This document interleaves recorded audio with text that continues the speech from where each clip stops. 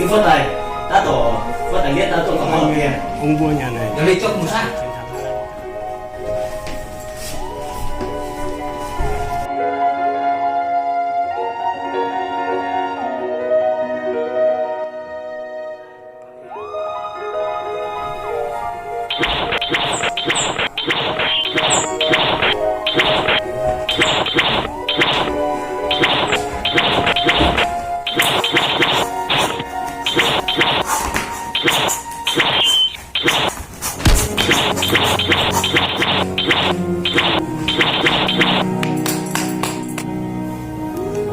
Gì? Ủa bị tu có của tàu dùng cờ là nữa.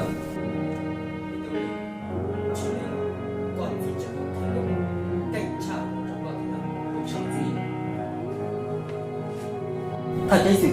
Gọi chỉ là một sai sai. Thật cho một lá của hồ lửa rong trả lại. Ui linh thì phát tài.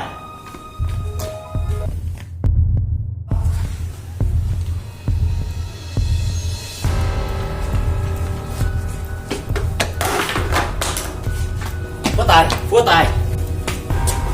Phát tài, phát tài.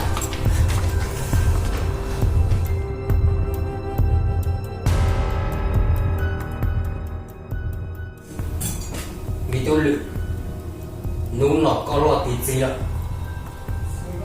Cú yêu thiệt tàn trọng để dùng chỉ cho con. Tập ăn là có thể lừa lọ nhỏ là cú khó chở nữa này. Ui liệt gì? Bởi vì bà trời yêu muốn ăn trâu thế con. Ui liệt gì? Thì phát tài. Ta chỉ nó nói cái tôi thì các bố lại có chỉ một bát ta chỉ nó thay cho mùa vô có chỉ trừ lại. Cú mua trách đi con. Cú tôi có con cho cô tôi trò rồi trong chùa đâu một ba này về chỉ tôi chỉ nhanh thế à? Chỉ là gì? Thế là vũ trụ tôi dư. Là tiền là gì là sư tệ là tôi thay cho một vụ chỉ vậy.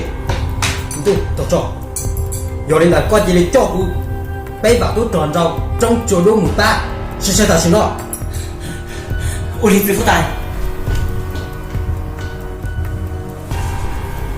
Gì? Giờ là du lịch chả? Mình tu rộng rộng là Gì? Giờ đi cho ship bánh nó. Có ý xa sẽ bây đủ chả thiết lý yuốt.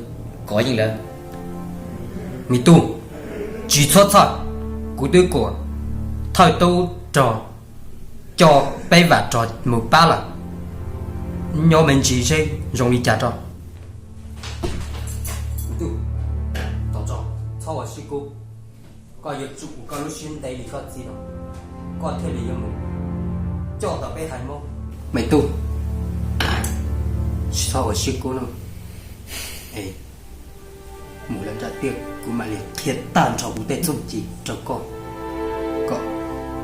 có thể liền cho tao bay hải mông nào ta sẽ nó lúc tết trả nó chỉ tiền chỉ tù cái liền một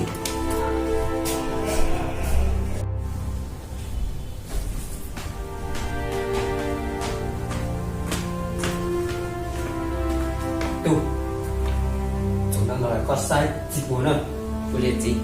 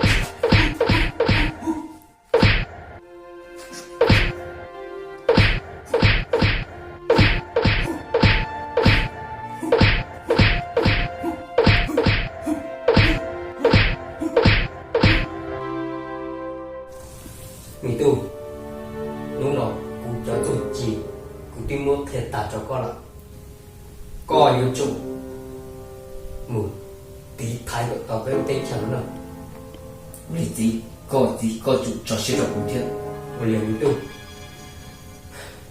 Mỹ tu chả thà tôi cho tranh sự cho cụ tay vạ rồi trong chùa lưu mù của ta nó chỉ bỏ lọt đi so nó dùng đi chả lắm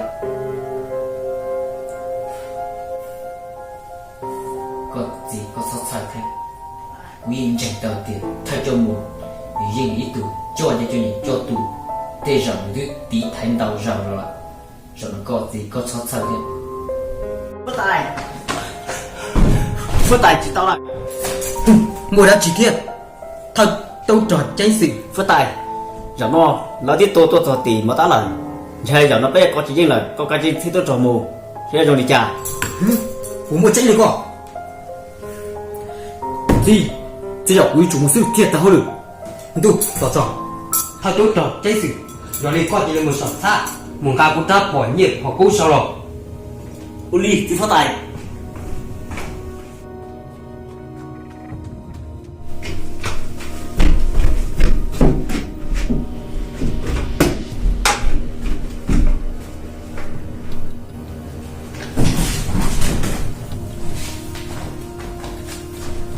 mi tu tỏ cho mi tu giờ hai bọn lịch trả là coi yêu mù nữa chị có sai chủ con được khen gọi giống rồi thế coi yêu chọn dùng giống tiền chắc chủ con để yêu nhau tỏ cao nữa liệt gì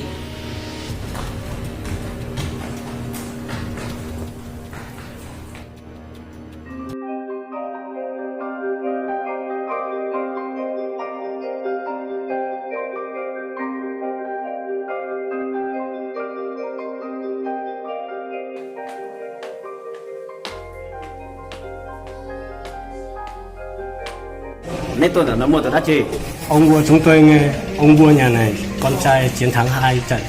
Ông vua nhà chúng tôi muốn đến đây chúc mừng.